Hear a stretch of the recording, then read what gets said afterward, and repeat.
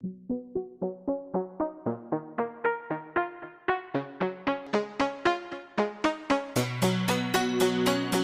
กๆธุรกิจจะประสบผลสำเร็จได้บ่แม่นเรื่องบังเอิญ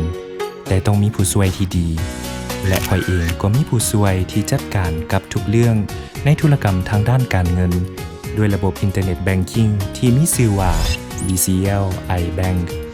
มาพร้อมกับหน้าตาใหม่ที่ใช้ง่ายกว่าเก่าสามารถโอนเงินไปต่างประเทศโอนข้ามธนาคารโอนภายในเครือข่ายได้อย่างง่ายดายตั้งวันเวลาในการโอนได้เบิกจ่ายเงินเดือนของพนักงานในบริษัทช่วยสำระอากรสามารถเบิ่งรายละเอียดการเคลื่อนไหวบัญชีเงินฝากและเงินกู้ติดตามการเคลื่อนไหวการนำไส้แสกสามารถตั้งสิทธิ์ให้พนักงานเฮ็ดเวียนร่วมกันทุกรายการเคลื่อนไหวจะมีระบบรายงานให้ผู้บริหารสามารถตรวจสอบได้ตลอดเวลาและสามารถใช้ BCL iBank ในโทรศัพท์สมาร์ทโฟนได้นำอีกด้วย BCL iBank ธุรกรรมการธนาคารแบบออนไลน์แบงกิ้งเหมาะแก่บรรดากระทรวงเรียกงานโครงการบริษัทห้างและอีกหลากหลายธุรกิจ